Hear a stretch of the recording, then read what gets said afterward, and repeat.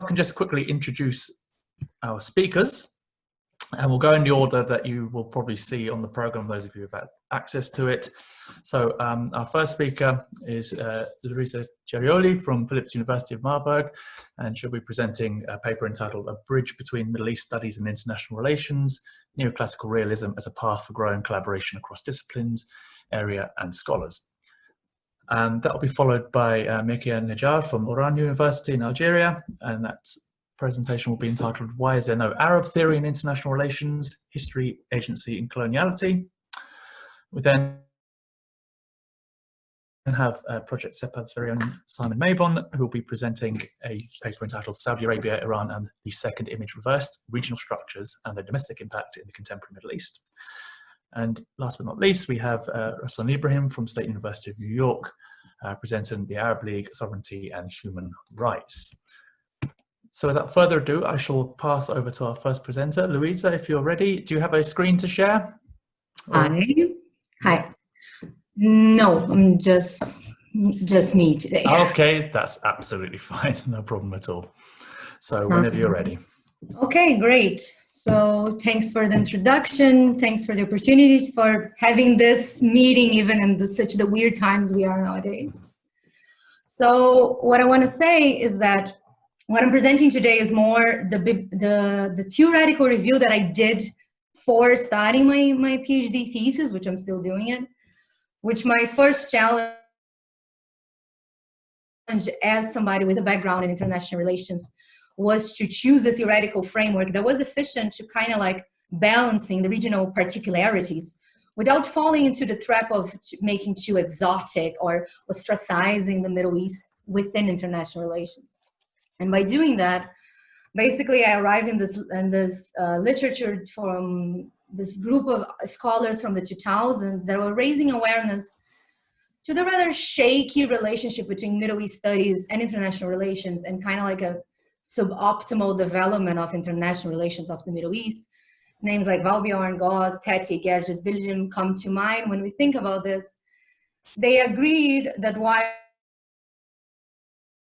Middle East studies tended to avoid universalistic discussions over theory, preferring much more in-depth analysis over the indiciocracies of the regions, IR scholars avoided the Middle East countries to make theories, or maybe we can say non-Western region in general, because it was too unique for creating theory. So, okay, we are almost 2 decades since this debate about area versus disciplina dilemma started among international relations Middle East, and what we see today, and there was a very unequal evolution. Many Middle East scholars have mastered a sort of analytical eclecticism, so mixing and matching explanations from very different approach. But then you have IR is still engaging very few with the region, avoiding plural dimensions discussions with Middle East studies, limiting the region to test concepts. Of course, there are exceptions, but that's more the generical that we see today still. And even when they argue that they are diversifying their cases to non-Western countries, it's not enough if their goal on the back of their minds, like in between the lines, is still to say, hey, non-Western countries, you're just not doing that as correctly. Like kind of like falling into a, would say, neo-colonial temptation of explaining to the non-Western regions what they should or what they could do. So in this sense, mainstream international relations, especially the one generally applied to the Middle East, it's pervaded by parochialism because it's reproducing concepts that reflect only the reality of the Western countries to apply to the whole world. So they are favoring this idea of law-like predictions about something that is not universal, but a reflection of the region that the mainstream academia is comfortable with, which is the West. And this discussion about parochialism and universalism bring us to the idea of global IR, which is associated with names like Acharya, Buzan, and Tickner. It promotes the development of a genuine and inclusive disciplines that reflect the growing diversity on IR and its many origins, so beyond the Western center of power. Global IR is not a theory or a method, but a framework of inquiry to analyze IR and especially to reimagine IR. It is a project of making the scholarship more and more inclusive. So it is this idea that it should subsume mainstream and all its alternatives within IR, starting from the point that all sides have something to offer and none of them has a monopoly of truth.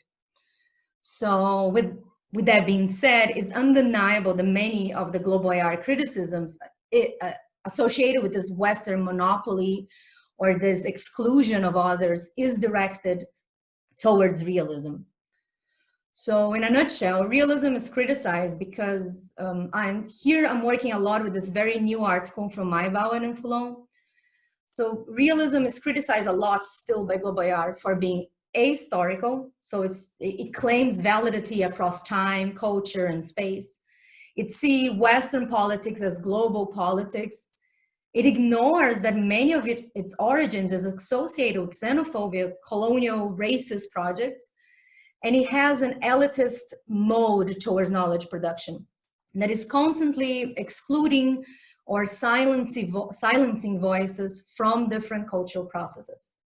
So with that being said about realism, and considering that I agree with those criticisms, why do I still want to work with realism? So here's that I start from the pointing that despite all these problems, realism is still the most frequent ontology or the IR paradigm applied to the Middle East region. The Middle East is a particularly conflictive region marked by the memory of many interstate conflicts, foreign intervention, a high degree of militarization. So the international relations of Middle East is full of studies on topics such as war, tension, alliance making, military power competition, regional power rivalry, security dilemma, balance of threat, balance of power. Those themes are very frequent in the Middle East. And while many of the criticisms want to dismantle realism altogether, the advocates of global IR believe that this call for pluralism and inclusion should, as I said before, subsumes all theory, including realism. So realism in science continues to matter for international relations in a broader sense. There is a conceptual case for studying those inquiries about power, anarchy, security dilemmas, and balance of power. The search for patterns via generalizable first-cut theories and the systematization of findings is crucial for the continuing evolution of international relations as a science. And also patterns of unequal power distribution and their effects on foreign policies are overall international. Anarchy is an experience, it is experienced across the globe, even if always in different ways. So what I'm trying to say is that these themes, the themes that are associated with realism, matter beyond the Western region.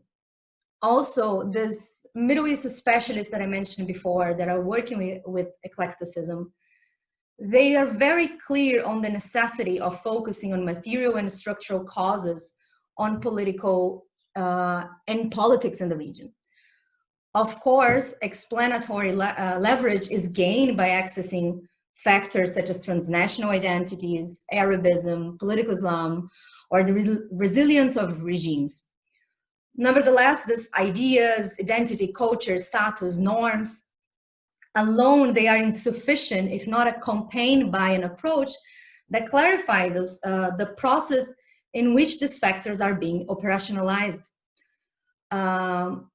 So what I'm trying to say is that they will only affect international politics when they are projected into an institutional and political context that is shared with others. With all that, so comes the question how to fix realism if that is possible. So the realist can be, that's one of my points, it can be more prone to global IR if it pluralize, relativize, and historicize both its topics, concepts, and also how open it is to the experiences and voices of others outside the Western center. In general, the first step to understanding that power does not lead to homogenization among countries is to understand that it needs to be contextualized. It does not lead to this homogenization. And the second step is actually to stop and listen, expanding the range of its studies and in the sources of knowledge. So here's where I finally enter into neoclassical realism. So basically, I show like the funnel mind thinking process that arrived me in this theory. So neoclassical realism is the most recent branch of realism and comprises scholars that, despite agreeing with the overbearing effects of the structure in foreign policy, they argued that to really understand choices done in this system, it is necessary to open the black box of the states and look for unit-level intervening variables. The system creates conditions, but it does not have full control of the results. So characteristics from inside the states are receiving those signals from the system, channeling, mediating them in order to become international politics. So neoclassical realism scholars has a common nature of quest. They want to develop a generalizable theory that takes into account domestic and systemic factors. It has, though, a hierarchical designation for these factors. Ideas, perception, status, norms, and ideologies, they remain anchored to individual action, meaning that they matter as assisting the decision makers to specify their interests amidst this anarchical and uncertain systemic conditions. In this sense, neoclassical realism gives us space to investigate the effects of other non-systemic factors within still a structural theoretical framework. There are 4 points in which neoclassical realism diverge from neorealism, from mainstream realism, and by doing that, it is answering to some of those criticisms that I mentioned before. The first is that while the system is anarchic, this is only a permissive condition, not the sole cause. Actors does respond to this murky anarchy, where the information is not always clear, not always available. This means that they react to perception, to their perception of what is going on in the system, not something universally, not that comes from the system and affects everybody equally. So here we open space for perceptions. The second, while states are the main actors, we are constantly reminding that it is individuals that are making the states. Therefore, political leaders are making foreign policy, which depends then on their ability to extract resources from society.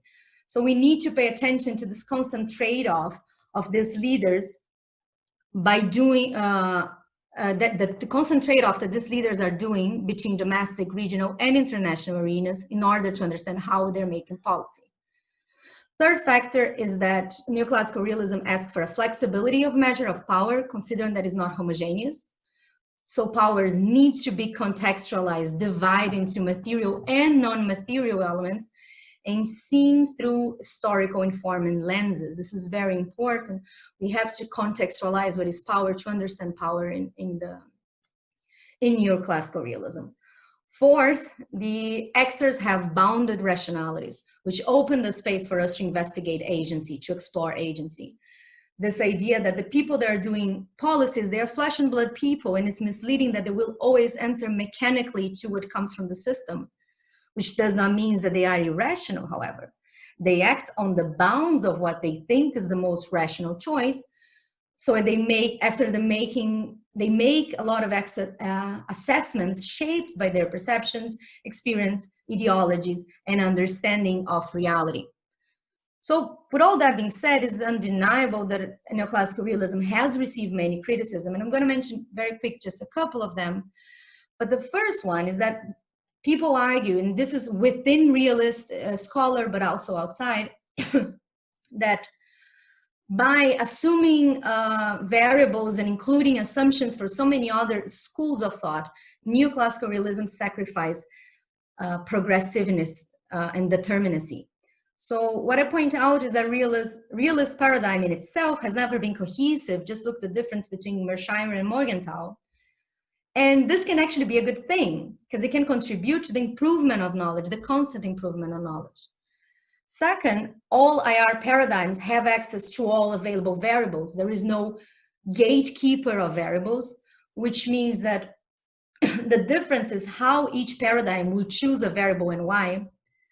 And because neoclassical realism subscribes to a soft positivism, as long as we can borrow variables from outside IR, integrating to this hierarchical realist causal chain, it sustains epistemological and ontological grounding. And a more recurring criticism is that the theory cherry picks the intervening variables.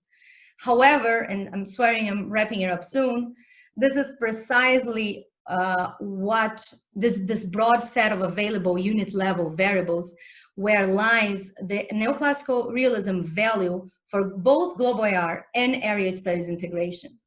So to produce good neoclassical realist work, it's mandatory to delve into area studies and to have in-depth knowledge of the subject, not only to understand how you're going to contextualize your power, but also to select unit level variables that can explain the decision-making process. The definition of these variables is made to a consciously act of reducing parsimony in order to better correspond to the particularities of the study reality. It is precisely this richness that allowed for this collaborative conversation between IR and Middle East studies and between realism and global IR. This pluralistic prerogatives of neoclassical realism allow us to travel between different levels of analysis and search for variables not only outside realism, but also outside the IR tradition in itself. So via this more paradigmatic loose boundaries, we can bring to the center of mainstream IR content that has not been listened yet, that is there, but has not been listened yet by the paradigmatic limitation of mainstream realism. And then we can produce by that analyses that are much more complex, hybrid, and most importantly, they are constantly reviewed. So moreover, by engaging international relations of the Middle East with neoclassical realism, we can further develop this branch of realism. Neoclassical realism is still very Western focused. It is necessary to expand the literature outside the West, as the strength of some intervening variables, clusters, and other non-material sources of power are even more visible outside the West. So to conclude, neoclassical realism is becoming relevant to those investigating Middle East. We see a slow but steady growing number of books, theses, and articles publishing yearly on this framework. We see literature examining Iranian, Syrian, Jordan, Turkey's foreign policy, for example. I myself am working with interaction between Iran, Saudi Arabia, and United States through a large period of time through this framework, because I believe the neoclassical realism has a considerable potential to be this needed bridge between Middle East studies and IR, as it tackles particularities, but do not abandon a sense of theoretical rigor and maintain the crucial methodological sophistication.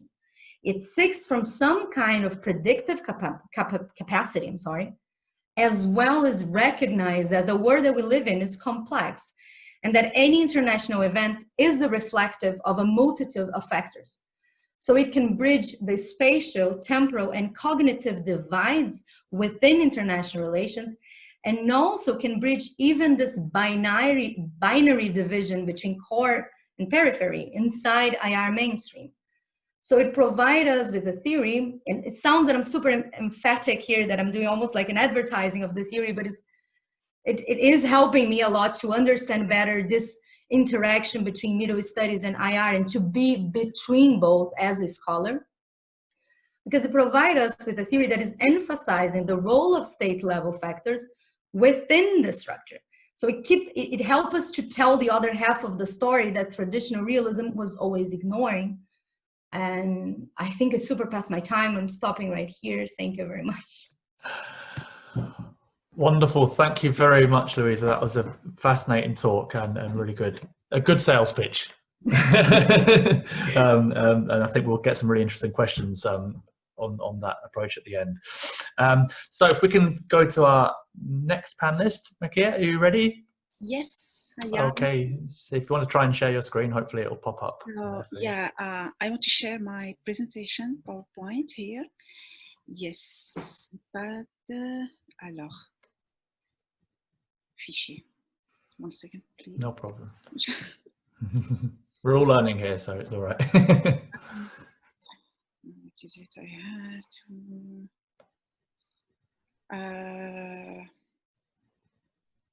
I have to go to the documents and yeah. To pull it up. 1 second, please. Connective Dropbox. No.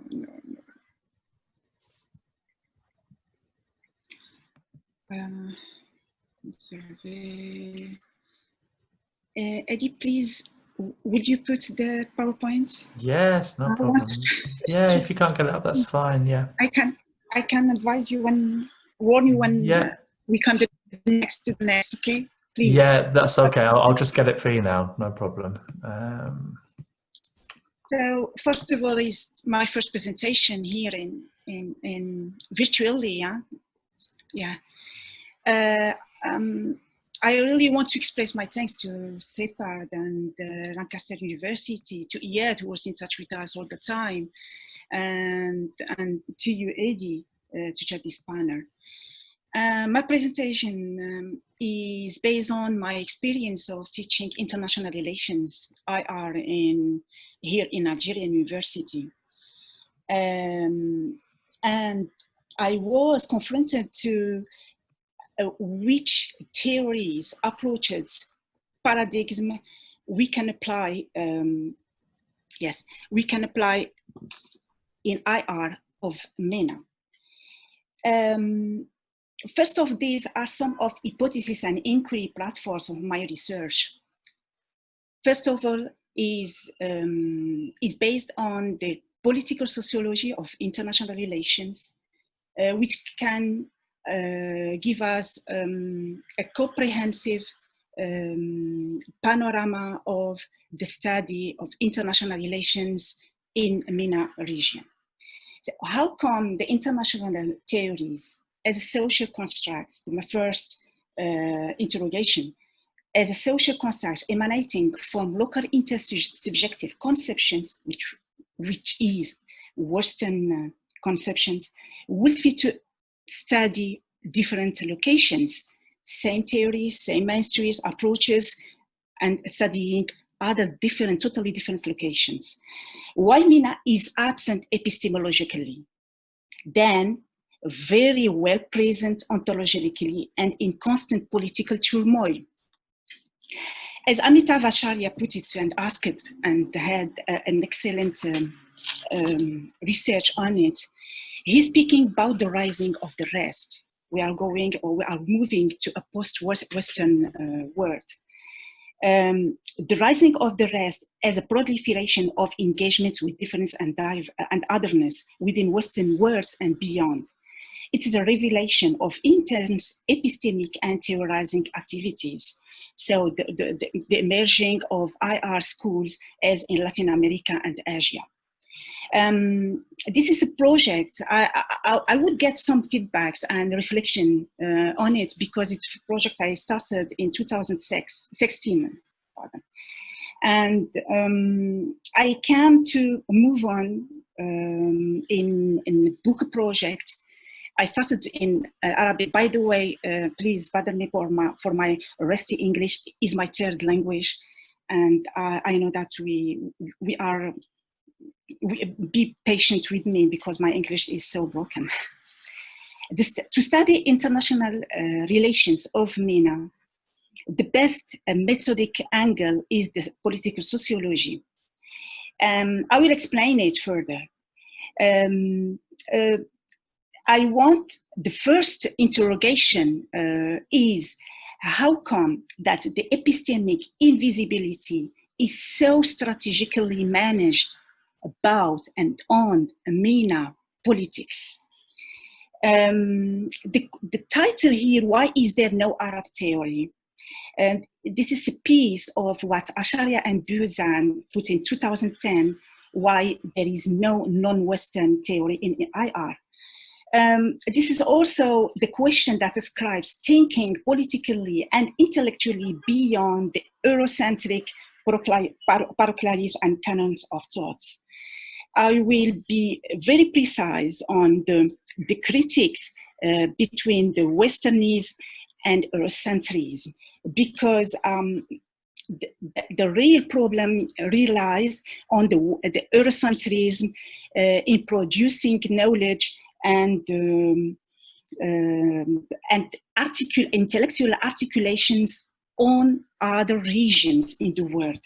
So the object of this study is to explore the problems addressed by the Arab Middle East studies scholars and specialists in international relations paradigm arena, and how the reading of this region of MENA is patterned by hegemonic mainstream, situating the Eurocentric conceptions as Western dominant world affairs perspectives, legitimizing the scientific representation based on advanced in knowledge production, and it favors the Western reading of the world politics. The existing politics of the knowledge in general had overshadowed or eclipsed the inaptitude of Arab Middle East, Arab world in producing knowledge, and that discredits them of agency. So they are placed literally outside the political as actors. So the Arab theory here in the title, in this study, does absolutely not refer to an identity in terms of ethno-racial cultural categorization, which eventually contradicts the multifaceted heterogeneous dynamics of regimes and societies in Arab world.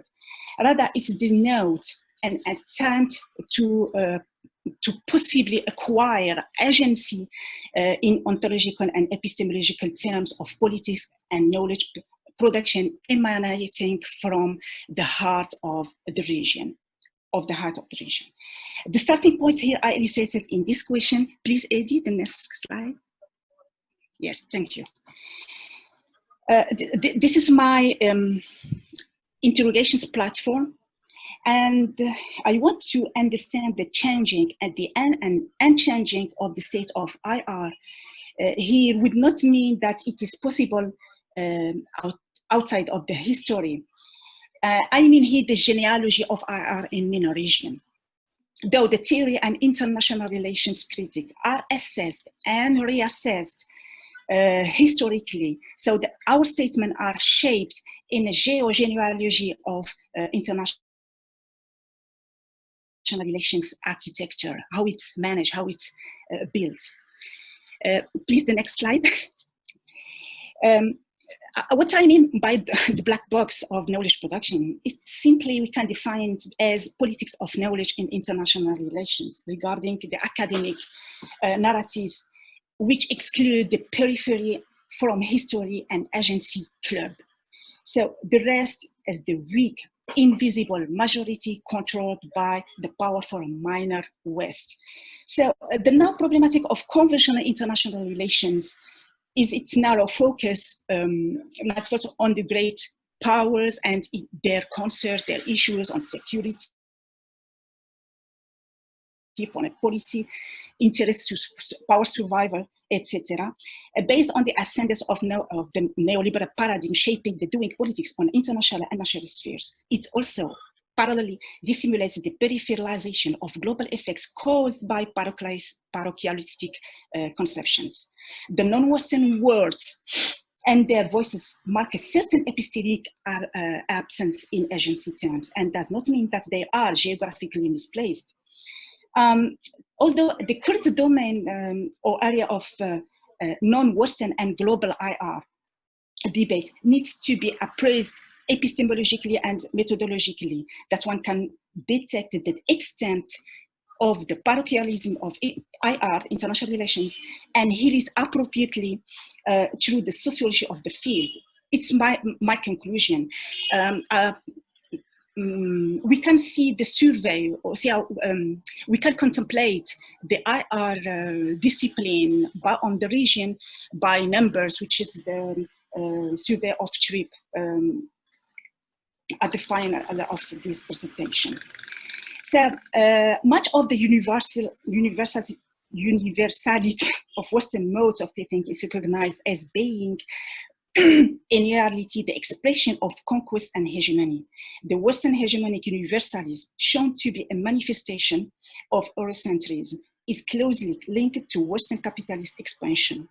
Many thinkers of the regions, emanating from the MENA regions, regard Eurocentrism as the ideology accompanying Western economic exploitation of these regions. So that defines much the duality of colonialism, enterprise, which inherently linked to the modernity and its hierarchies. It means the ideology is no modernity without coloniality. So the thematic integration of non-Western paradigms into international relations as academic task is still reached at global scale. The intellectual agency of knowledge set and diffused on the Arab Middle East studies or international relations is derivative of orthodox canon of thought with an unconventional authority. In this regard, it is important to appreciate the behind links between ideology and theory used in the field. Here in the next slide, I will mention some quotations of some scholars on international relations. So at this stage, we can answer this question by asking another. How is knowledge on international relations produced?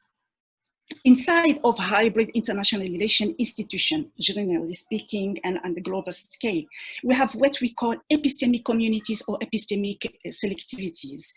This is a network of professionals with recognized expertise and competences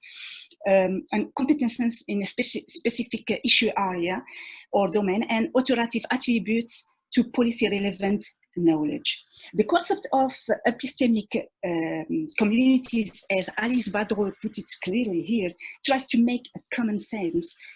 We have to check profoundly what's the common sense mean when studying a MENA region in general social sciences. The common sense issued by a group of these scientists who succeed in transforming knowledge claims into a political agenda. So here, discerning the roles of these hybrid institutions is a challenging task because of the interesting, as Luíza put it clearly before me, in the intrinsic strengths in the linking knowledge production from politics and power. We have the universalist and objectivist epistemology of the disciplines become here the filter of this truth on MENA region because it possesses the key of interpretations. It possesses the tools of interpretation. So according to these epistemic parameters, the articulation of the relation between knowledge production and its objects of interest discloses a network of relations of power in which the objects are placed. Obviously, the existing nexus between power and knowledge is determinant factor and complex element of nation states inside and outside its borders. The Middle East is at the epicenter of reconsidering the relationships between knowledge production and power, according to Foucault. Reassessing this confluence, power and knowledge, needs a historical investigation grounded on what we call the colonial gaze. We are coming back to coloniality, which constructed and transformed imaginatively people, societies, cultures, and then forged the Orientalism apparatus, or caused simply historical amnesia about other peoples. Also, the historical research is a key feature to appreciate how the epistemic communities emerge, intertwined with the rising of theories and paradigms in international relations. Here I can cite the works of Jacques Goudy, Gérard Noiriel, Emmanuel Todd, among other scholars, history and politics.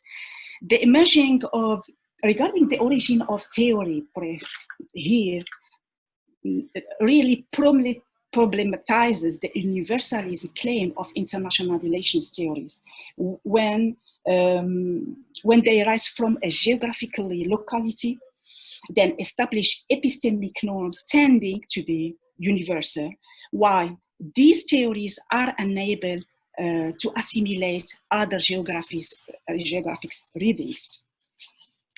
I have here some ambiguous remarks regarding the knowledge production and international relations in MENA region.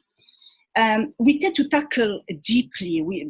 We have extensively works, literature on theories in international relations.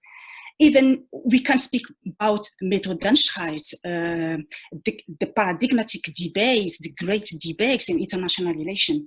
However, we seldom envisage the act of theorizing per se in international relations.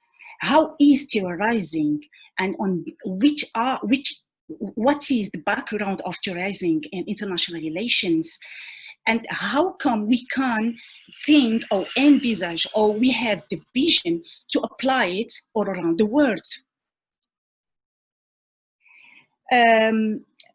Audrey Alejandro has an excellent work on it, how the common sense is shaped. She defines as the naturalization of the invisible power dispositive as a set of institutional mechanisms of knowledge and structures which limits our capacity to question our perception of the world and our assumptions. So the discourses issued in knowledge are a part of naturalization of the social and political order. Mastering the implicit dimensions of discourses is a performative method which naturalizes one's representation of the world. So we don't need to question or to contest the representation groundings. Please, the next slide. Now, how is international relations discipline about MENA? Generally speaking, the main features of the syllabic patterns relating to MENA region are area studies or Middle East studies and ES. Here we should put emphasis on the Orientalist tools used to study MENA. I must focus or put emphasis using by area studies. I should come across what we call double ventriloquism, which implies as epistemic alterity in area studies and disciplines coupled with Orientalist alterity, which ascribes to the non-West in producing social scientific knowledge. The alterity is silenced, both double ventriloquism passed first during the passage from the native voice to area studies. Area studies has the responsibility to gather raw data on this native voice.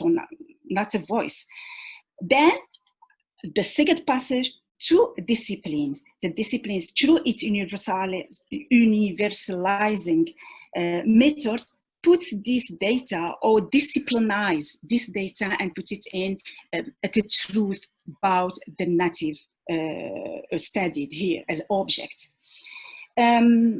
Regarding what the epistemological and methodological differences between international relations and Middle East studies, because here we have a lacune or vacuum, theoretical vacuum between Middle East studies and international relations, which necessitate to be objectively and epistemologically built. The division between Middle East studies and international relations, also between area studies and Middle East studies, imply the epistemic primacy of the universalist disciplines over particularist area studies. Even they share the same social, scientific social project, which a priori creates condition of imperialism of the disciplines on area studies. The continuing divisions are intentionally articulated to create sort of interdisciplinarity gaps, which politicize and disciplinize these divisions and make them impossible to bridge in order to produce a hegemonic understanding of them. On one hand, Middle East studies and area studies are accused of remaining theoretically underdeveloped. On the other, the division and autonomy between area studies and disciplines on MENA do not reflect mere inquiry of differences. It's due to their legitimacy and distinctiveness of their respective epistemologies and methodologies. More clearly, the nature of their objects of knowledge, which is MENA, which is the other, requires Orientalist interpretive tools, language, history, culture, etc., supposedly allow them to decipher the Arab mind. Here I will focus locally on the other very important issue. It's on the problematic duality of theorization and knowledge production in MENA. As academically and politically feeble geography, MENA is epistemologically absent to duality of internal and external context. The knowledge production or scientific activities in the MENA did not prosper, we know it, due to the obstruction of the in situ regimes, which reject political and social critics. These post-independent states embrace the Western sovereignty, Westphalian sovereignty model, moreover, in its external practice to consolidate their legitimacy vis-à-vis the outside, which is vis-à-vis the West. So the post-colonial condition in MENA deals usually with the state of incommodities regarding the sovereignty model and its polarizations. Fred Halliday calls it the low salience of sovereignty, which is unique in the world. So the major intellectual interest of Arab thinkers, including me, was focused on problematizing rather than theorizing. Back to the power, we should not ignore, or we should not forget that the same power, this is the same power of the authoritarian regimes which obstructs producing and developing knowledge in the region. So I'm asking, how can agency should be in such circumstances? I have a confession. We are surrounded by oppressive structures, inside and outside, which make us live constantly in general malaise. Malaise is a despair, generally despair feeling. In this context, the agency occurs. It's occurring, even is performed at individual level, trying to cope and survive.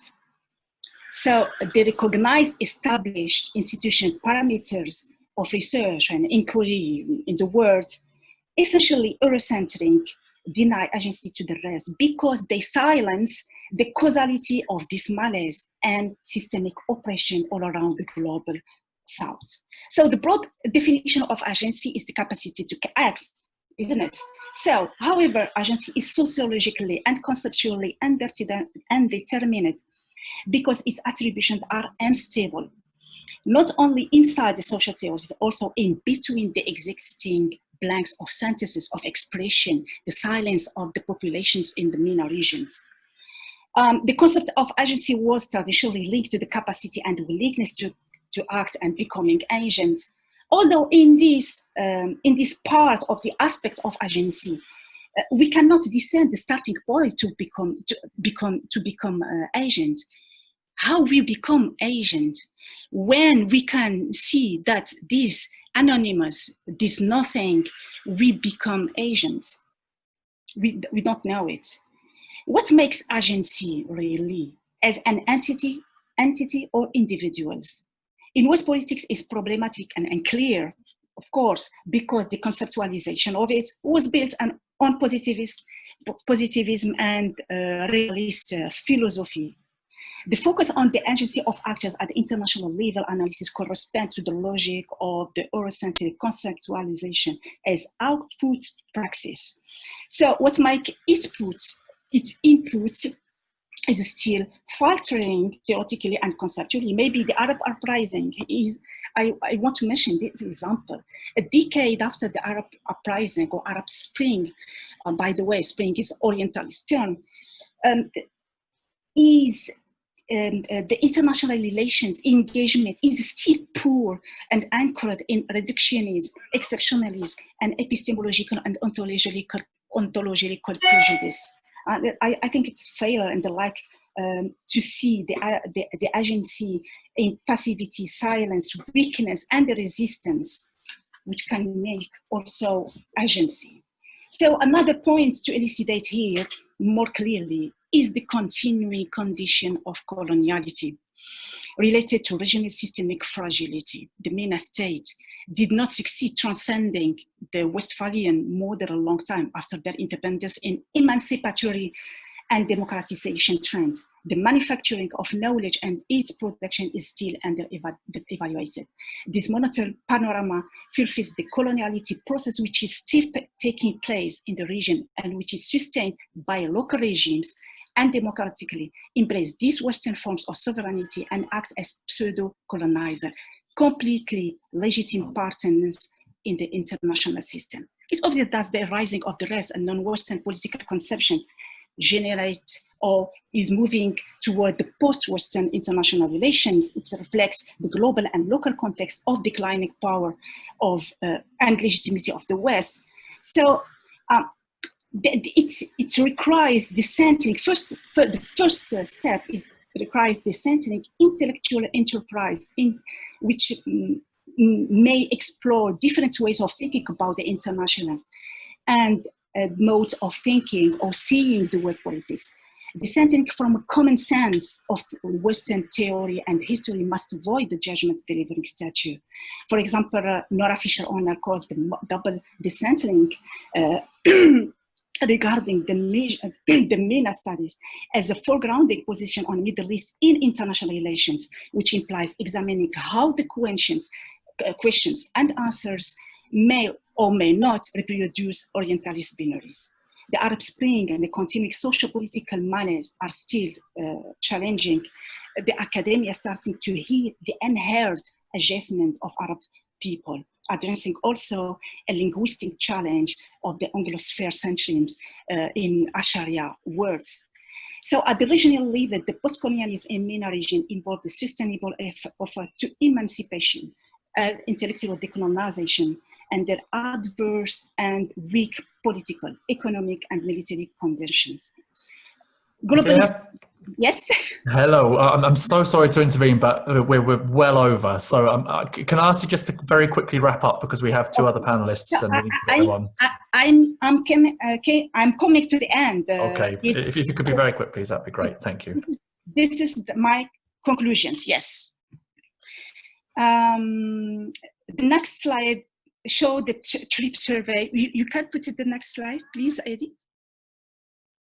The trip survey, and then the conclusions. The survey say we can hear that we are going to post positivism and beyond. The reflexive turn in international relations, I want to mention it because it's important for the Middle East studies and international relations. It is try to analyze critically the discriminative practices and contextualizes the production of discourse, of knowledge in service of social emancipation. Wording beyond the West and calling for global international promote pluralism and diversity by the colonizing perspective beyond the Eurocentric modernity, coloniality confines toward decentering knowledge toward post-Western world.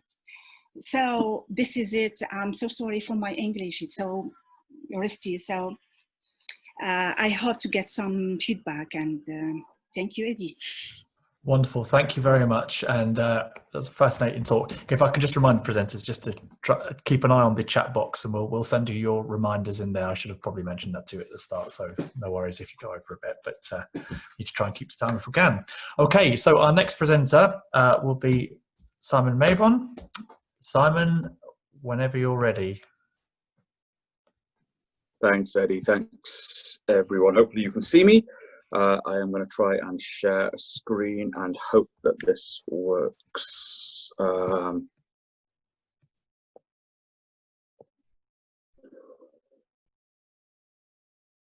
Okay.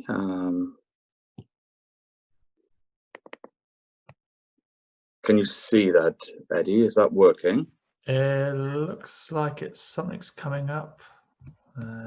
It's just made a point about recording. Same problem as before. Are you not getting this then? Nope, not getting the screen yet. No. Oh, okay. I'll just make sure I'm not sharing mine anymore. No.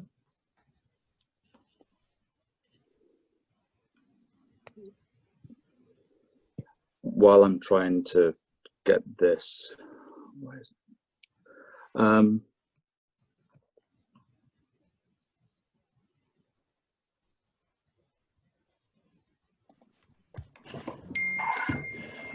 Simon, okay, maybe this is good. In the previous session, Dylan mentioned something about the firewall setting.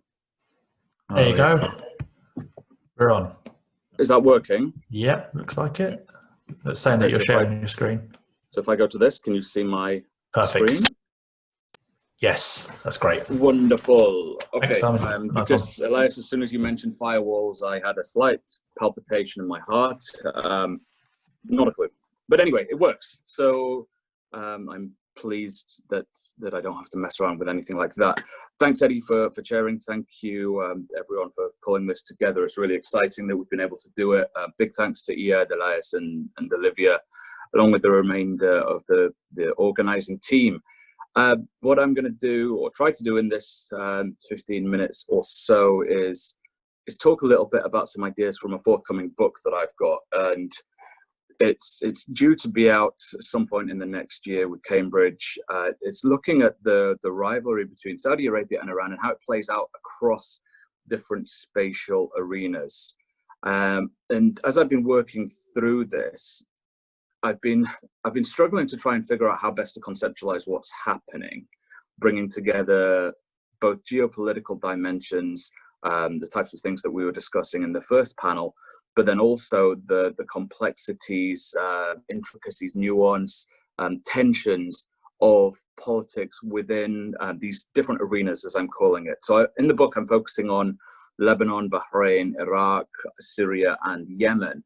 And the thesis is broadly speaking to explain and explore the ways and the processes through which this rivalry between Riyadh and Tehran plays out across the region. And it stems from a frustration with a lazy application of concepts of proxy wars, this concept of a proxy war between Saudi Arabia and Iran, shaping the nature of the contemporary Middle East. And while I think there's something to this rivalry having an impact, I dramatically reject the idea of a proxy war. I think that doesn't really do what we need to be doing. So when I've been reading around theoretically, trying to understand what's happening, trying to draw on some of the IR literature, I came across this idea of a second image reversed, and it really spoke to what I was trying to understand in terms of this interplay between two different levels of analysis here, between the regional security dynamic, and that obviously in turn is constructed through interactions with both local and international factors, sort of akin to what Aidan was talking about this morning. But explicitly, this idea of the second image reversed looks at the ways in which regional politics plays out and impacts upon local politics. So this is what I'm going to talk about. I'm broadly interested in how we understand the rivalry between Saudi Arabia and Iran and its impact on states across the region. I'll talk a little bit about current approaches and where there are issues, look at this idea of a second image reversed, add in a normative dimension, and then try and test it with regard to Bahrain. So building on the observations that Luíza was making, I'm not trying to necessarily test a theoretical position here, but rather use a theoretical position as a means of bringing a stronger theoretical approach to understanding empirical issues. So I guess I fall into that analytical eclecticism that that you were talking about there. So traditional approaches to understanding the rivalry between the two states are kind of straddling different disciplinary divisions. You get some traditional IR scholars who are looking at the region in terms of realist approaches, constructivist approaches, reducing it to religion, to geopolitics, or some trying to find quote unquote third ways or saviors, sort of the equivalent to what Morten Valbjørn has talked about with regard to the sectarianism literature, the new savior approach to finding the approach that will address all of the problems with existing literature. And I think there are some serious issues with regard to IR approaches to this rivalry, in terms of either reducing all of the tensions and the rivalry to power politics and the quest for hegemony or middle power status, aspirational power, whatever you want to term it. I think that's deeply problematic, as is the thought of reducing it purely to this this ancient rivalry, or the manifestation of an ancient rivalry that dates back to the battle at Karbala. And you won't find many people who would endorse either sort of position in its purest form. Again, much like the literature on sectarianism, but you get people who emphasize one or the other. Whereas I think what we really need to do when we're looking at this is bring together area studies and international relations, bring together domestic politics, and to look at the ways in which domestic developments have shaped the decision-making, the foreign policy-making of both states in terms of that, and bring it together with IR approaches to look at how we conceptualize the rivalry, but then also bring that together with a more area studies approach that allows us to look at the impact of this rivalry across the region in terms of these different arenas, but also, this is a little bit beyond what I'm trying to do today, but also across the quote-unquote Islamic world. So how is this rivalry playing out in Indonesia, for example, in Pakistan, in other areas where there are large Muslim populations? And so I think what we need to do is figure out a way that can allow us to bring these different approaches together in an eclectic approach, I guess. And so what I've thought, and I've argued this across a range of different reports, publications, and op-eds, there's a bit of an analytical failing here, in the sense that there is very little rigorous scholarship that traces the relationship between regional politics and domestic politics. So while there's a lot of, there's a burgeoning literature that looks at the rivalry and understanding the rivalry, what we see is that there is a struggle to translate how that rivalry then manifests at the local level, be it in the Middle East or beyond. And what we see in the literature is a nod to this rivalry, the suggestion that, well, the rivalry between these two states has a serious impact. Okay, well, how does that rivalry play out? How does it actually manifest? And I think what we have, if we don't ask that question and really think through the ways in which these two levels of analysis play out, we have a lot of disparate segments of a complex grid.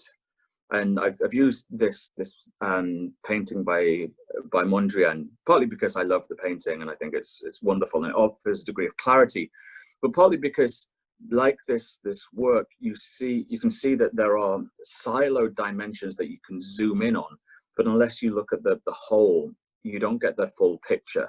And I think that's the same thing here. You can look at the ways in which, say, Lebanese politics plays out within the context of a rivalry, but unless you really explore how that rivalry is impacting on Lebanese politics, and you do that in a rigorous way, you just end up with an empirically driven account, which, whilst certainly compelling and interesting, doesn't really do the job that we as IR scholars can do. And I point to Kim Grattas's book, her recent book, Black Wave, which tells a wonderful story. It's excellent. She's a fabulous raconteur, but it doesn't offer that level of analytical rigor that we as IR scholars should be aiming for. So when I was reading through literature, I went back to some of the stuff that I did for my PhD, the realist constructivist stuff, the work of Greg Gores, Ray Hinnebush, Fred Halliday, etc., etc. I still struggled because there wasn't really anything that straddled these two levels in a way that I felt comfortable with. And in a discussion with Mekia Nedjar, she pointed out this idea of the second image reversed. And it was something that I'd read years ago, but then not really followed up on. And what I did is I read the work by Gorevich. I think I've pronounced his name correctly, but apologies if I've not. And what I found really interesting is that the paper, and the paper is from the late 70s, opens with this question: is there a distinction? Is the distinction between the domestic and regional politics dead? And that's quite a powerful way of opening it. And he draws the reader in, and he says, look, this is what I'm ultimately interested in asking. How do we understand this distinction? Should there be a distinction? And what is the impact of regional politics on domestic politics? And he deploys a comparativist approach to reflect on how the international system impacts upon the domestic. So how does regional politics impact on local politics? This sense of a second image reversed. He argues that there's a lot of literature that looks at how local politics shapes the regional, and of course that's compelling, but how does the regional impact on the local? He takes the independent variable to be regional politics, the dependent variable to be states, and he looks in particular across the article at the distribution of power and economics, to look at how states and the organization of political life in states helps and leads to penetration from regional powers. And that's how he makes this case that there is actually a strong argument to be made that regional politics shapes local politics, and it can be analyzed, it can be conceptualized, and it can be traced through looking at both the distribution of power and economics and the structure of political life and the ways in which states and governance structures have evolved that allow for penetration, external penetration. Eddie, I should just say that I can't see the chat function, so if you'd be so kind just to give me a vocal nod or heads up when I'm approaching time. No problem. Please. You've got 4 minutes, by the way. Okay, great. I need to hurry up then. What he does in the paper is he says, look, this is where we start, but we need to do more. And so the question that I've been reflecting on is, how does this help us understand the rivalry and the impact of the rivalry on local politics? And so that allows us to basically open the doors of regional politics with a slightly more coherent analytical approach that calls into question the need to focus on the distribution of power, ideology, norms, and identity. But it also helps us by prompting us to reflect on the interaction of these different determinants and the ways in which those shape domestic politics. And I just say I've punctured the remainder of the presentation with some art from local Bahraini artists that I found fascinating, and I thought that pictures are great, and I thought, oh, why not? So we've got this idea of the second image reversed. We could look at it in terms of economic penetration and distribution of power, but also what Gorevich calls for is the need to do more, the need to combine this economic approach with the focus on identity and ideology. And if we do that in terms of the Middle East, you see Paul Noble's work about the Middle East being a vast sound chamber, where identity, ideology, shared security concerns, broader penetration means that the events resonate across the region. And if you add this to ideas of state weakness, fragility, contestation, the erosion of sovereign power, then of course you have this level of penetration whereby regional states can impact their or can shape the region in their image, But then how do you conceptualize it? Basel Saluk and Helen Malmvik have tried to do this in a couple of recent publications. There's a POMEPS report that came out with SEPAD. Basel was talking about the sectarian image reversed and Hezbollah's the impact of regional politics on Hezbollah and vice versa. And Hella does the same type of thing in terms of revolutions. So I think there's something there to look at. But I'd also say that there's something more that needs to be said in terms of the cultivation of broader regional projects in terms of identity, in terms of security and communities. And here I find the concept of nomos quite useful. I've written about this in a recent book and an article published in the Review of International Studies, if anyone's more interested and wants to get a handle on it. But essentially the idea of nomos is the cultivation of a discursive community, closing off of a community discursively, politically, against an other. And we can see that playing out across regional politics, particularly in light of events post 2003, post 2011. And I think that cultivation of a regional nomos, driven by particular ideological, identity-based visions for regional security, for communal projects, creates opportunities for local actors.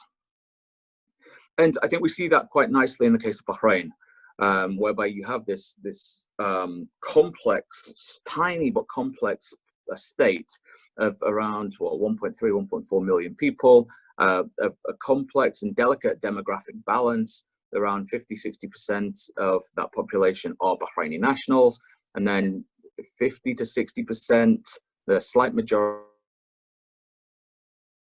a very slight majority of the Bahraini population that are nationals are Shia. So you have this delicate situation whereby there's a tyranny of the minority, a ruling Sunni monarchy over a larger Shia majority. And that identity incongruence leads to a very particular, complex, delicate set of relations between rulers and ruled. And you see that across Bahrain's history, not just post-Arab uprisings, but dating all the way back to the early 20th century, as Stacey Strobel and Omar al-Shahabi have documented in some depth. So, but focusing on post-2011, you see that the actors across Bahrain are positioned within broader regional politics. People have talked about Bahrain as being the epicenter of a geopolitical struggle, or the epicenter of a sectarian struggle. And it's easy to see why that type of narrative would find traction. But I think there's more to it than that, and that regional politics, of course, plays a key role in shaping local politics. And the cultivation of a rivalry between Saudi Arabia and Iran that increased, became more intractable post-2011, had a dramatic impact on the people of Bahrain, be it the rulers or the ruled, in terms of security concerns, both amongst the regime and amongst society. So the regime were particularly worried about the nefarious activity of Iran in Bahrain, and you saw efforts to sectarianize, securitize Shia groups across the archipelago after the uprisings. And that, of course, was driven by regional events. And here we can trace the types of relationships between the ruling family and the Al Saud. There are close ties there, but also we can trace the discursive efforts to frame the Bahraini Shia community as perfidious Iranian fifth columnists, or indeed to trace the relationships between Bahraini clerics and their Iranian and indeed Iraqi counterparts. So you've got the ability to trace relationships here that can demonstrate how regional politics plays out at a local level.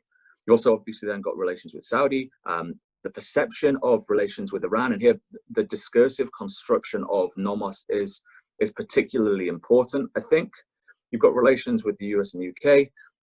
You've got it used here by a range of different groups.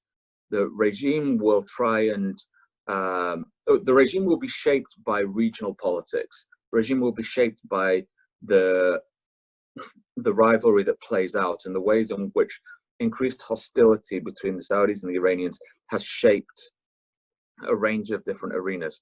And Bahrain is obviously caught up in that, given its geographical location, given its demographics. And societal groups, particularly Shia groups, are also caught up in this as broader sectarianization processes have been born out of concerns about regional security. So it's actually really quite interesting to see how this discursive construction of a particular ordering can have serious implications for local politics stemming from regional dimensions. And of course, when you combine that with economic factors, you get a really complex web of penetration. Now, it should be said that this isn't just the case of a sort of a top-down approach where regional politics impacts on weaker states or anything like that. I'm not trying to make those types of arguments, but rather the presence of an increasingly globalized world where there are interconnected relationships, networks, shared identities, ideologies, means that political projects are open to penetration in myriad forms.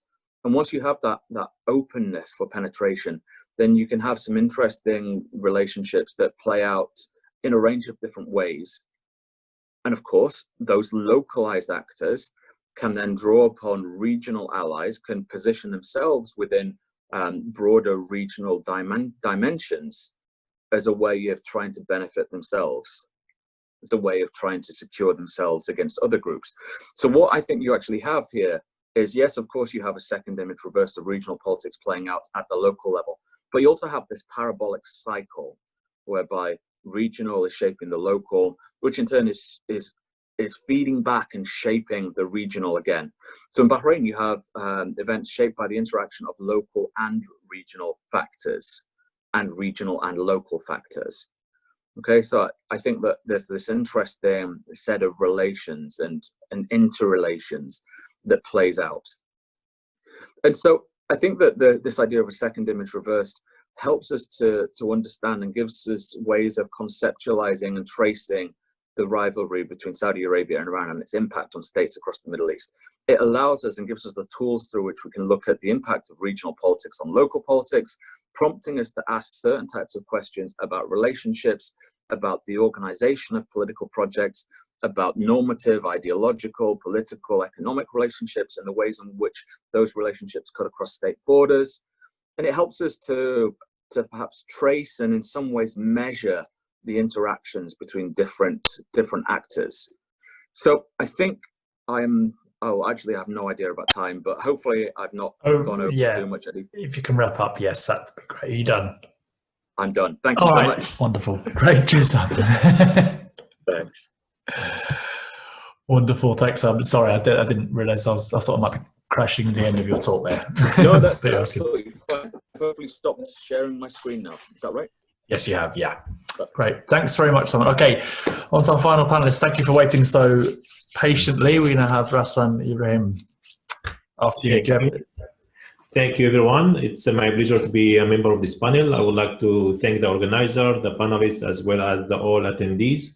The topic of my presentation, it's about, the title is the Arab League Sovereignty and Human Rights. The goal of this paper is to examine the policies of the Arab League toward international norms, and in particular, the policy of the Arab League toward two international norms, the norm of sovereignty and the norms of human rights. The first part of the presentation, I will provide the analytical framework.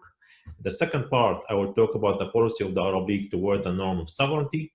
And in the third part, I will talk about the role of the Arab League towards the norms of human rights, and I will end with some conclusions. So first, I will talk about the theoretical framework. The theoretical framework of this paper is focused on the role of regional organizations in international society from the perspective of the English School of International Relations.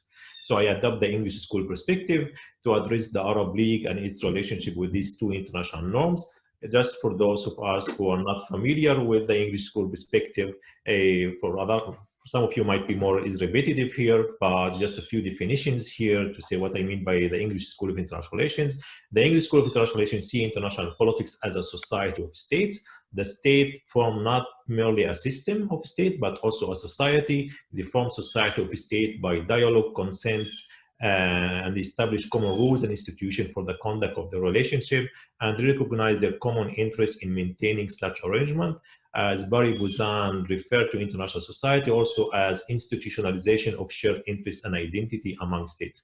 However, when it comes to international organization, the classic theories of the English school actually kind of ignore international organization. For example, Hindley Ball, in the most famous book from this school, The Anarchical Society, he means by institution, I quote, we don't necessarily imply organizations or administrative machinery, but a set of habits and practices shaped toward the realization of common good. So from the English school, they focus more on the primary institutions, not in international organization. What we mean by primary institutions?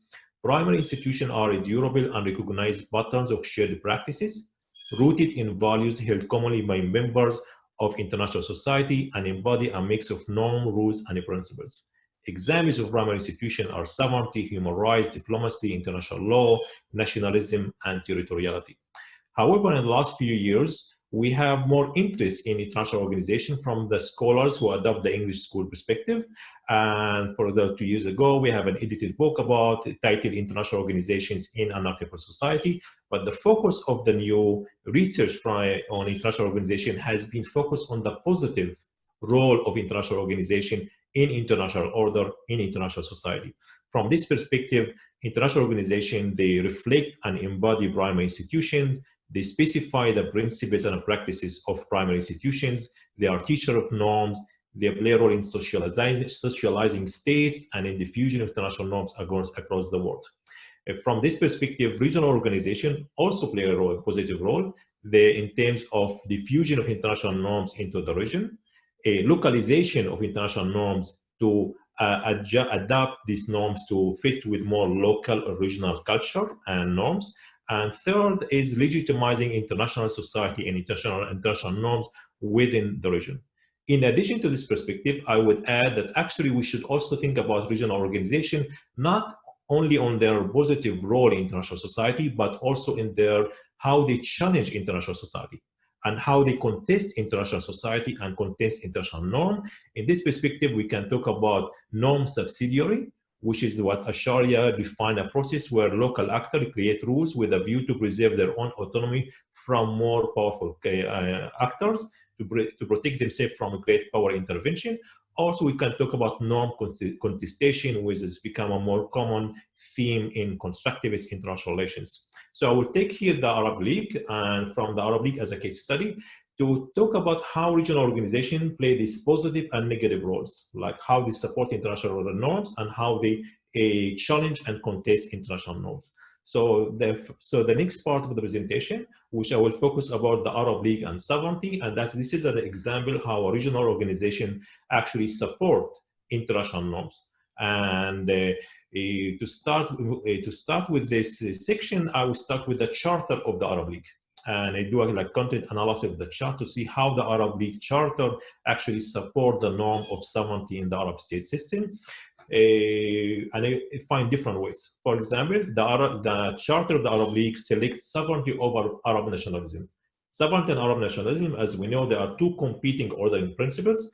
And the Arab League actually, in 1940s, the Arab League selected sovereignty over Arabism as the ordering principle of Arab politics. Roger Owen, for example, in his review of the Arab League, found that that the notion of sovereign states appear 48 times in the 20 articles of the Arab League Charter. In addition to that, the Arab League actually kind of select a particular meaning of Arab nationalism that is more compatible with sovereignty. From the Arab League Charter, Arabism means not integration, but cooperation, solidarity, and coordination. In addition to that, we find in the Arab League, actually the membership rules of the Arab League also reflect the norms of sovereignty. Only 7 Arab states can be a member of the Arab League. At that time, Arab countries who still under European control or European rule cannot be a member in the Arab League. and of course, non-state actors are not members of the Arab League. Despite the popularity of Arab nationalism in 1940s, the explicit and written goal of the Arab League is to protect the sovereignty and independence of member states. In the organization structure, the Arab League also embodied the principle of sovereign equality. The League lacked any autonomy or independence from member state. Also, we see they had equal voting power of all members of the Arab League, regardless of their relative material power. Unlike the United Nations Security Council, where we have specific rights to great powers, in this regional organization, we don't have specific right to regional powers, which is kind of interesting difference between international society and regional international society. So you can see explicitly that the chart of the Arab League try to socialize Arab state, to try to support the norms of sovereignty in different ways, in different articles in the charter. And that's not coincidence that Barnett and Solingen summarize their discussion of the chart of the Arab League, that the charter in fact represented a victory for sovereignty. But the role of the Arab League towards sovereignty has also continued after the charter over the years. For example, the Arab League provided institutional forum to negotiate regional order and to manage the conflict between international norms and regional norms. It also provided collective legitimation of the changes of the meaning of Arab nationalism, to provide more collective legitimation for the Arab state to deviate from that, from the norms of pan-Arabism and adopt more the norms of state sovereignty. In addition to that, through the years, the Arab League supported the sovereignty of weak Arab states. We saw that in their support to Kuwait in 1961 against the threats from Iraq. We also see the support of Kuwait in 1990, support of Iraq sovereignty against US invasion in 2003. It's also supported the self-determination or the spheres of the Palestinian people, as well as the sovereignty of Arab states who are in war with Israel. And in the last few years, we can see in the Declaration of the Arab Years and the resolution, we have more support to a sovereignty of Arab states like Iraq, like Libya, like Syria, like Bahrain, like Yemen, and support their sovereignty from intervention by non-Arab states, especially Iran, as well as Turkey. That's bringing it to the Arab Spring. During the Arab Spring, we have some kind of deviation from the norms of sovereignty, especially when expelling Syria and Libya from the organization because of human rights violation, which was the first time that the League expelled 2 member states because of human rights violation. But since then, since 2011, we can see that I did the content analysis of the resolution of the Arab League, and I found that actually since 2011, the Arab League is back more to the traditional meaning of sovereignty, of absolute sovereignty, and much less caring or reference to human rights. So that's my second section, which is has been about Arab League and sovereignty, and I just highlight different ways or different strategy how the Arab League supported sovereignty in the Arab state system. And that's bring me to the next section of the presentation, which is about the Arab League and human rights. And here I wanted to identify multiple ways of contestation, how the Arab League actually contested human rights in different ways. First, I want to say that the human rights regime in the Middle East is one of the weakest human rights regimes in the world. We have weak institutions, weak monitoring, as well as there's no even enforcement. So instead of diffusion of human rights norms to the region, the goal of the Arab League human rights regime actually was to fend off international interference in domestic or regional affairs. It took the Arab League 60 years to adopt the Charter of Human Rights, which was still even criticized because it was very weak. Notice that there is no reference to human rights in the Charter of the Arab League, while the notion of sovereignty is repeatedly mentioned in the Arab League Charter. No mention of human rights at all, no mention of democracy at all. The Arab League Charter hasn't been adapted or adjusted to include these more modern concepts. For the first time, the Arab League dealt with human rights was only in 1968. And since then, most of the focus has been on the Israel violation of human rights of the Palestinians. Another way of dealing with human rights, the Arab League actually was more selective of particular rights those rights were not a threat to the Arab regimes. In particular, for example, the rights of women, right of children, right of family. They were more focused in this type of human rights, but of course, no focus on political rights and others. Due to some international pressure, in 1994, the Arab League adopted the Arabic Charter of Human Rights, which is, again, faced criticism. And in 2004, the Arab League adopted a new charter, but still faced some kind of criticism. And the two charters, we can see that this is more kind of a tactical concession of the Arab League to show the Arab international community as well as local societies that they care about human rights, but there is no strong action to protect the human rights. And the main goal here is just to fend off interference of international community to interfere in the region. For example, Egypt justified the Arabic Charter of Human Rights as a regional shield, I'm quoting, as a regional shield against international pressure on Arab state in the field of human rights. And in this part, I also talk about the strategy of the Arab League in contesting human rights during the Arab Spring. Okay, and here I found different ways how the Arab League tried to contest the human rights. Of course, we mentioned that at the beginning, it expelled Syria and Libya from the organization because of human rights violation, which was unprecedented. But over time, we can see that the Arab League back to contest the human rights. They engage in different strategy of contesting human rights. They contest the human rights directly and indirectly. They also contest the validity of human rights as well as the application of human rights in the region. Another way of the Arab League contesting human rights is through securitization of the uprising. That try to frame the uprising as a security issue, not as a justice issue. This was become like securitization. The goal of securitization is to convince respective audiences to tolerate violation of norms, and here the case of human rights norms. I also found that the Arab League contested human rights through regionalization of the human rights mechanism. For example, the Secretary General of the Arab League in 2013 tried to encourage Arab states to establish regional human rights courts to prevent international interventions justified by human rights. It's another way how they can challenge these norms of human rights. Another way that Arab League challenge human rights is allow more strategic cooperation between authoritarian regimes to limit the power of human rights activists, the power of media in the region. And the next strategy that the Arab League use is agenda setting, not to put human rights on the international agenda. For example, while the Arab League put Libya and Syria on the agenda of international community, but it never put Bahrain, Egypt, Tunisia on the international agenda. So agenda setting is one way to challenge or to prevent intervention in case of human rights. Lastly, the Arab League also tried to influence influence the human rights situation in the Middle East by legitimizing actually the political regimes. For example, the Arab League tried to legitimize the 2013 military coup in Egypt. They tried to provide legitimacy to al-Sisi regime by hosting the Arab League summit in Egypt.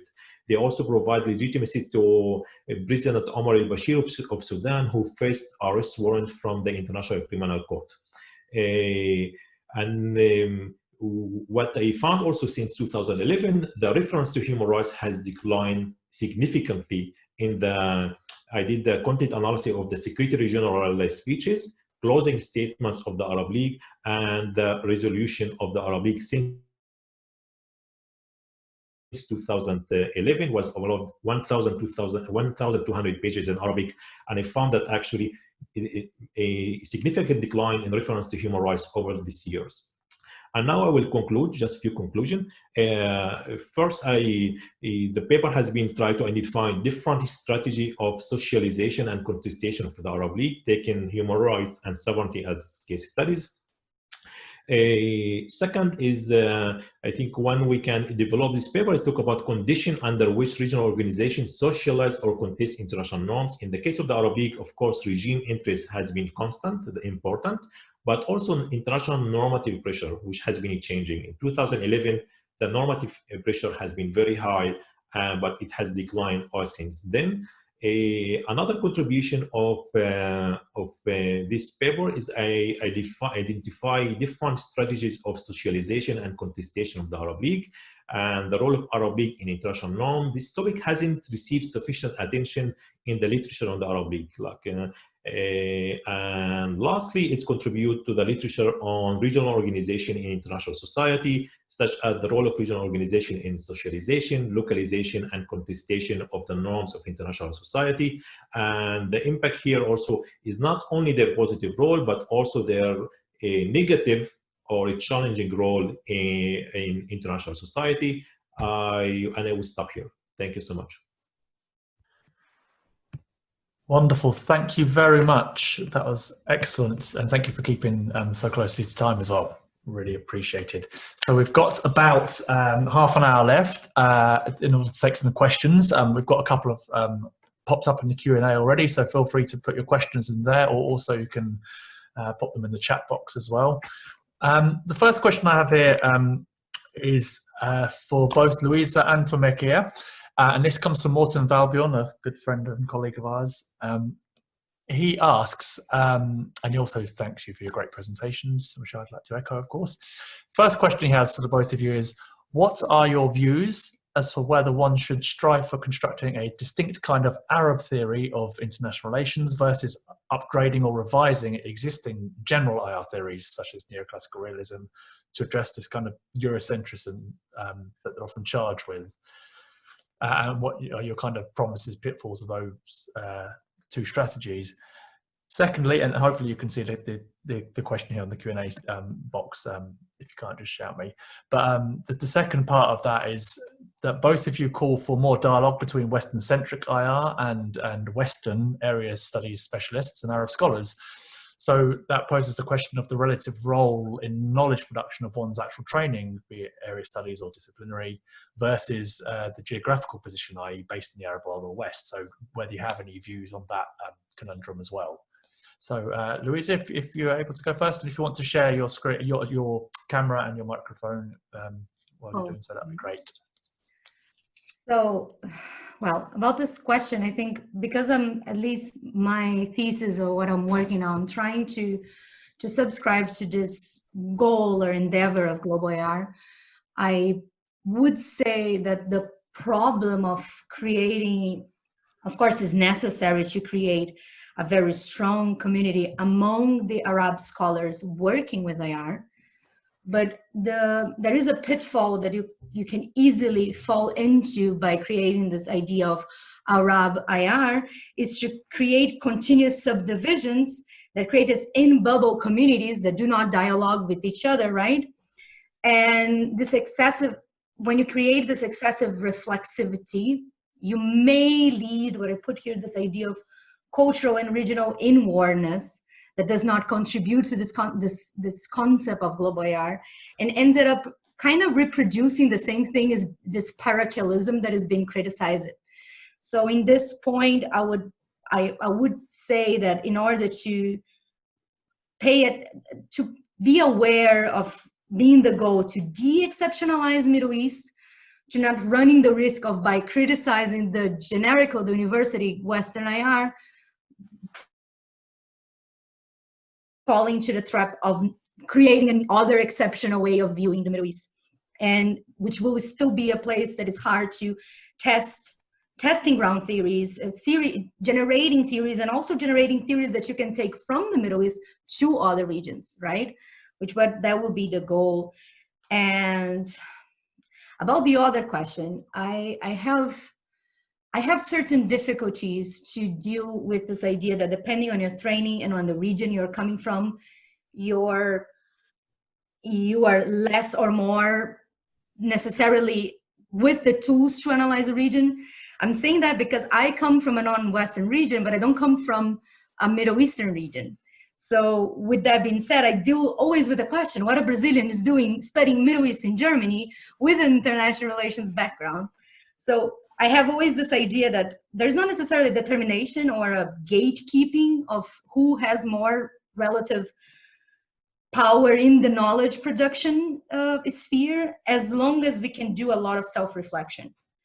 You can pinpoint your limitations, your experience, and also the experience that you don't have in order to do an analysis. And if you kind of learn how to manage this, which is what I am trying to do, I think you can go beyond this idea of who has more the best position to talk about Middle East international relations in a general, in the global IR view. I think I would let my colleague answer her version. Wonderful. That's a great answer. Thank you very much, Luíza.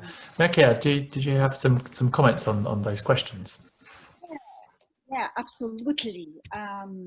Thank you, Luíza. So let me say something, as I'm grounded in the Middle East, and I know what I'm speaking. So definitely, I'm for a dialogical approach. Definitely, I think that I have a rationalist background. You know, the rationalism have common part aspects in for whole humanistic society. That's a very good thing. But I want to see how we to remedy. Thank you for Morten Barbara for his question. Part of my notes came from his works. I want to think how to remedy, how to heal the dysfunctionalities of international relations, MENA international relations, and get involved the missing in the international system. Because we have geo-epistemological absences in international relations. And please, why not get other bubble of a school in international relations? We have not many bubbles. We have the Eurocentric bubble. So let's create and see what happens or not. The NCR, which is New Classical Realism, no? The NCR proposed by Volborn.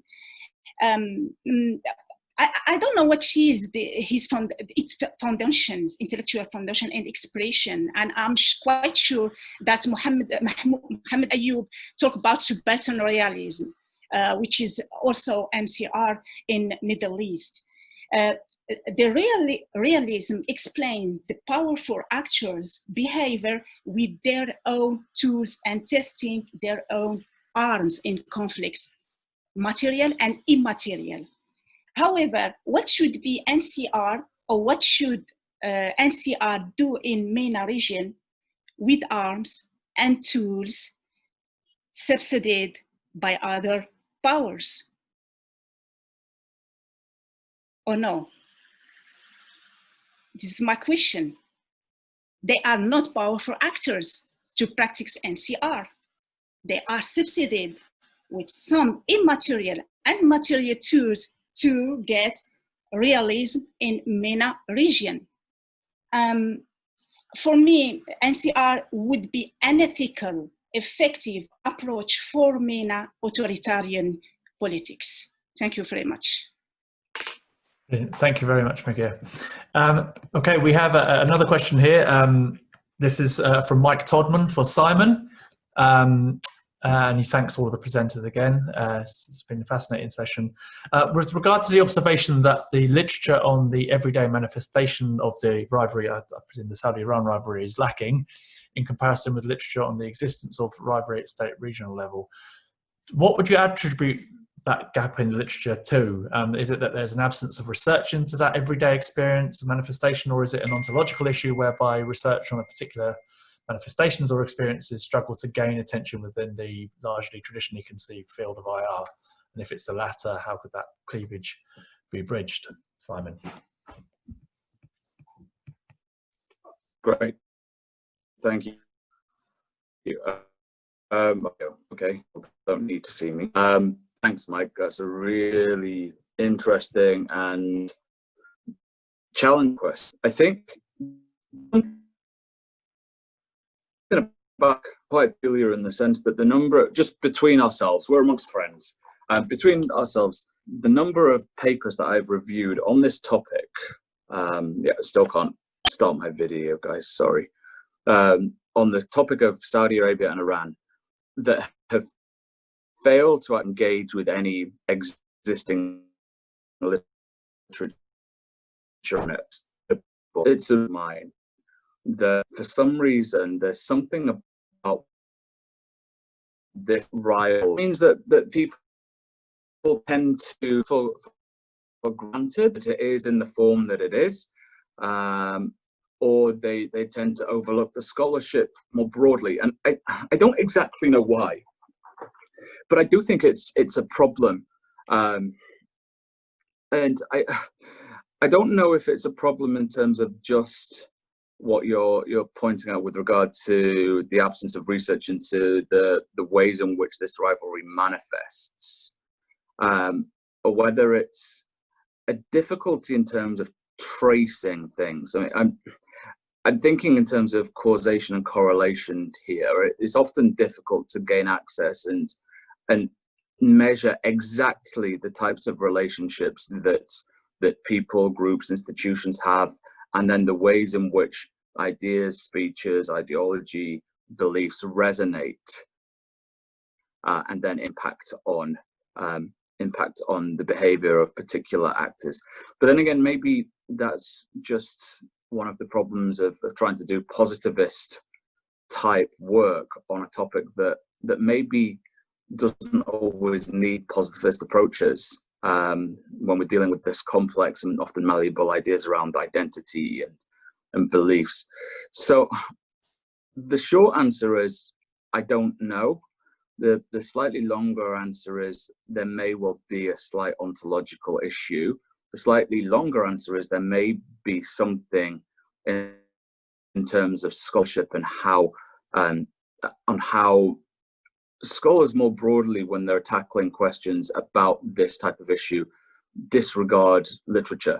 And I should just say as a quick caveat that this isn't just me being frustrated about the failure to address my own work, but me being frustrated at the failure of scholars to address broader literature and the work of others as well.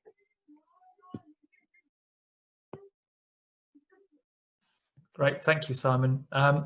Okay, I'm going to take three questions in a row here, and I'll put them to the panelists. We'll take them in round, and then we can answer them afterwards. So the first one is for Raslan, and that's from Jasmine Gagny. And Jasmine asks for you, Raslan, the arguments on the Arab League's focus on sovereignty were convincing, but are there competing generators of regional norms beyond formal organisations like the Arab League, especially if the Arab League's legitimacy wanes among popular opinion? Does that not challenge its capacity for norm creation? So who gets to define and measure regional norms? And if I just take a couple of the other questions and then we'll come back to you, Raslan, if that's okay. For Luíza, Omar Munasir wants to know how domestic, regional and international factors affect the national role conceptions of the contending regional powers of the Middle East, namely Turkey, Iran and Saudi Arabia. So delving into a bit of role theory there. We also had a question, another question for Mekia, also from Jasmine, which is to what extent is a project to challenge the hegemony of Western knowledge production fragmented by leftist intellectual thought and Islamist thought, both anti-hegemonic, but also often in opposition to each other? So a question for you there, Mekia. So Raslan, if we can come to you first on Jasmine's question, and then Luíza, then Mekia, please. Yes.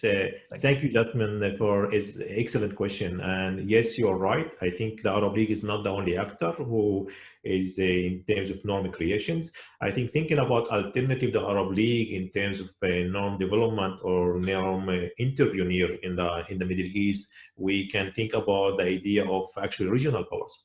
For example, there are some regional powers try to develop some norms independent of the Arab League. Think about like Saudi Arabia or Qatar, or that's one way. Second, I thinking about the non-Arab state. I think Iran and Turkey, in order to legitimize themselves in the region, try to develop their own. They could be a good candidate to develop a new regional norms that legitimize and include them in the regional order and regional society. That's one way. Think about an example of the European Union actually as an external. We talk about in 1990s about a new Mediterranean identity. You can see another external actor. But I also think it's important to look at using the English school concept, world society in the Middle East. and the idea of Arab society. Like when you talk about the English school, international system, international society, world society, I think the world society is a very good candidate in terms of non-development. Think about the rise of, for example, sectarian identities. Like I think Simon, of course, could relate to that. The rise of sectarian identity, and that lead to the decline of the legitimacy of Arab League, because based on the Arab identity, that also might lead to there's another interesting way how world society will be as norm intervener or the source of new norms in the Middle East. Yes, I hope I answer your question. Again, thank you. It's excellent question. Great, thank you very much, Luíza. Okay, so this question was basically it's talking about role theory, right? Theory, you have even realist works that had already applied role theory, but you have English school constructivism. But I would say but basically if I take my theoretical framework, I consider that intervening variables necessary for studying the Persian Gulf in a specific is ideational, cognitive, and leadership. So I look into these three types of intervening variables in order to then the regional and how they're playing. And national role conceptions get into this categorization of cognitive variables. So self-perceived images or self-perceived roles associated to the state or associated with the regime, in which will filter the options in sense of what the state or the regime, depending what is going to be our agent in this case, in the case of Iran, Syria, and Iran, Turkey, and Saudi Arabia, it would be this idea of the self-perceived image that they project to the system in this case that the question is making, contending regional powers would probably be different type of Islamic leaderships or Islamic I wouldn't use the word, maybe the best is leadership in the case, and you would fit this idea of cognitive intervening variable inside a neoclassical realism causal chain, if that would be the question. Because we could input these perceptions of what I am and what I am not as a cognitive understanding. How do I filter this bunch of information coming from outside? Through this, and using the national roles conception as the tool to understand these cognitive variables. I would say is like that, but not necessarily. Again, my argument is you need to delve a lot with the literature about these three countries in order to define intervening variables that are really effective to explain what is going on. And I would say national role conceptions are a very effective tool to understand this triangulation, especially after the so-called Arab Spring, of the three countries trying to project different types of Islamic leaderships that we saw after 2011. So I would say can be a very effective intervening variable that would fit the causal chain. Yeah. Brilliant. Thank you. Mekia? Yes. Yes. Thank you, Jasmine, for your question. Definitely, yes, we're still addressing this problem. We have indeed the problem we are facing as post-independent state is the ideological and religious polarizations inside and outside of the state. It's due to the desire to keeping legitimacy while maintaining balance in ruling regimes from one part. The other part is also the polarization, regional polarization, sectarianism, and the credibility of discourse for the discourse on internal political interest. I think that to remedy in this, still now we have weak notable internal rivalries between leftists and Islamists, because we are thinking, I think we need a sophisticated socialization on a common project. that we need. I think that all the regimes, all the societies in Middle East face the same fate, and I think that they are thinking in a common project that lets them to emancipate themselves, and then thinking about grounding ideology, a thought, a regional thought. It's an independent regional thought. Yeah, but the first step is contending the hegemony, the Western hegemony, and interventionist, regional interventionism in the region. Great, thank you very much, Mekia. We have another question coming through, and if you have any more, we've got a few minutes left, probably just about 5-10 minutes. So keep questions coming. There's another one for Luíza.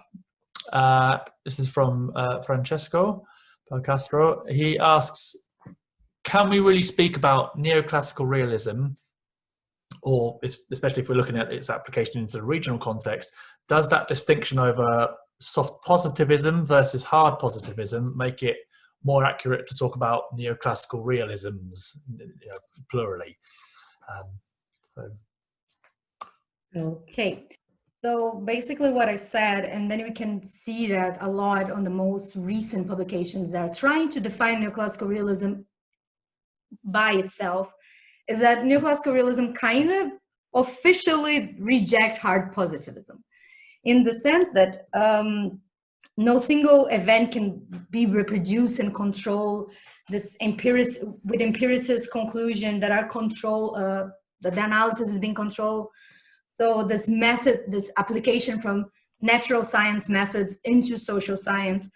And so neoclassical realism kind of rejects that and applies to a social, soft positivism, in the sense that no single event will be reproduced, and because society is complex, events are complex, but we need to try to that knowledge can be experimental, and there is such an objective truth. However, it is complex. That's why we can include the cognitive and ideational variables into the chain and not damage the progressiveness of the theory. But when we talk about that, can we talk about neoclassical realisms with an S? Today we do talk about it, but that changes not on the epistemological groundings of the theory, but on what is the dependent variable. So in the sense, neoclassical realism, they say that we have type 1, 2, and 3. And that depends on what is your dependent variable. Are we looking just to foreign policy changes, your type 1, the first neoclassical realists that we had were doing that, and then have like Schweller, for example. The type 2 is that you're trying to analyze process and policy planning through a longer short of time. And type 3 is more trying to develop IR theory in itself. So you completely distinguish as a school of understanding dynamics of the system, which I think my thesis is subscribing more and more to type 3. And then you have these 3 definitions, but it's much more to the groundings of what is your dependent variables than the epistemological ground. I wouldn't say there is neoclassical realism that subscribes to hard positivism, because then it will be a contradiction to the propositions of the thinking itself. Brilliant. Great, thank you.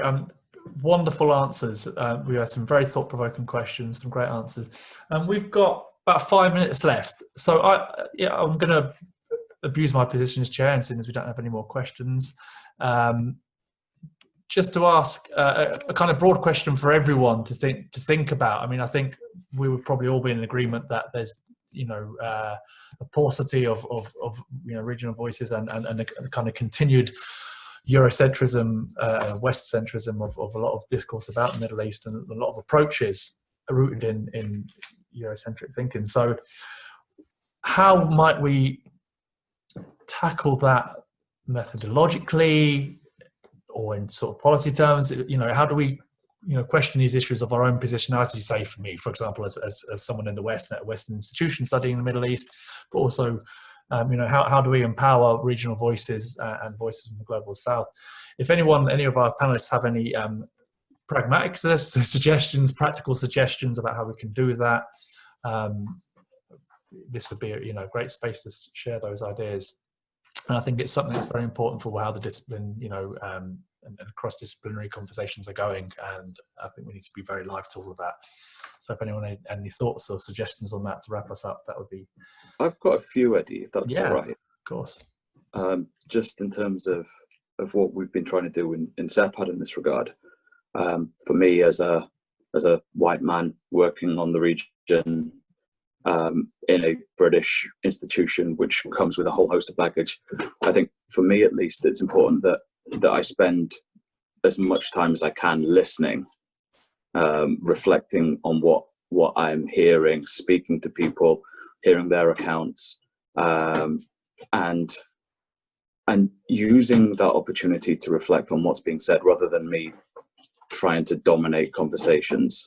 I would argue that would be one very easy thing for someone who looks like us to do, right? To listen as much as possible, and then to take what we've heard and apply it to other conversations with others who may not have had those opportunities to listen. But then on another practical point with regard to what we're doing with SEPAD, and I know others are trying to do the same types of things, to use these opportunities and these platforms as a means of creating spaces and opportunities for those who may not otherwise have had opportunities and chances to present ideas. And it's not to say that we're holding people up and saying we're championing this or whatever, but trying to create some space by moving away some of the logistical challenges that can allow a plurality of voices to be heard, and then making sure, of course, that we then listen. So using our privilege, using our positionality to create a practical set of processes, but then making sure that we as scholars listen, and more importantly than listen, hear what's being said. Excellent point, Simon. Thank you. Any other? Mekia? Yeah, may I add something? Cool. What I can suggest, interactions, more and more interactions that can help scholarship around the world. The only thing that I can assure that I learned from all around the world is we have many things in common as humans, and the interactions make or can allow us an assuring space to be or to live, to coexisting, as in French terminology. The coexisting, it means that we share the epistemic solidarity that in terms of Joao Paravsky, and the interactions is the roadmap in geodiverse epistemology. That my point of view, maybe very subjective, but certainly we have the scholarship especially on the MENA region. It would not be exceptional, would not be unique, would not be problematic, would not be apart region, but is a region as like other regions. That's my point of view.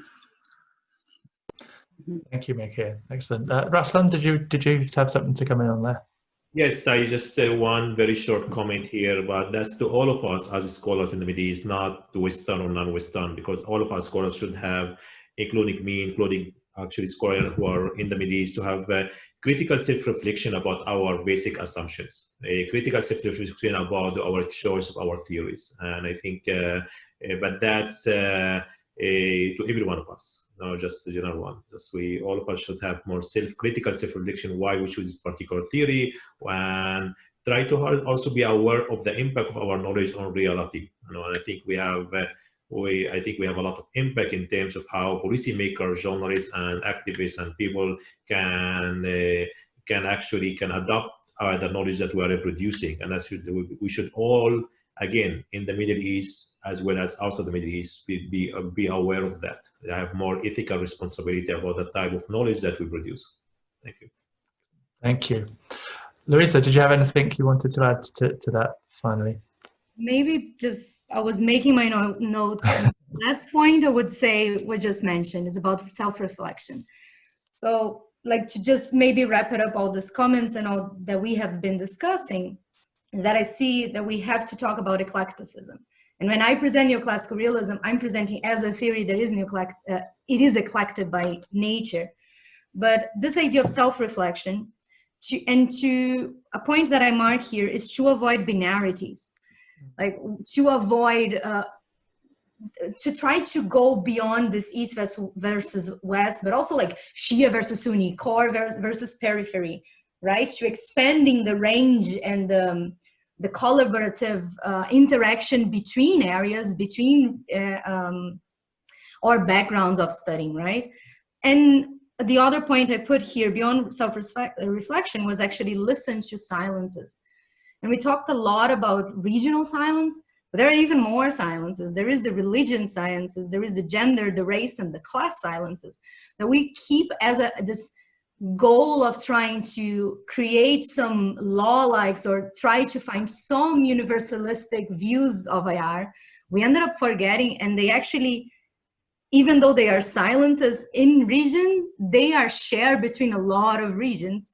So we could be dealing more with those, listen more to those silences, especially majority of us white now, in my case, now in the Western center of production. We should try to make a way to actually learn how to listen those opinions and going beyond this binarities that is so permeated on Middle East studies, I think is one of the issues. Yeah, fully agree. I think that's a really nice point. We're just over time, so probably have to wrap it up. But I think it's just really nice to stop and pause on that kind of wider reflective point about our positions, as researchers, and yeah, something really good to ruminate on. And we've all got an important role to play in doing that, and a responsibility. So thanks to all of our presenters for some really great papers, really thought-provoking as always, and very, very much linked to a lot of very important current debates as well in IR, but also, in terms of analysing the region. So thank you all for participating from across the world, across the regions. And our next panel is starting at 2:00 GMT. And that's Palestine, Israel, and change in regional dynamics. That's going to be chaired by Francesco Belcastro. So please do come along for that at 2:00. And thanks again, everyone, for coming, and for our 35, 36 attendees that we had as well. Not a bad turnout. Okay.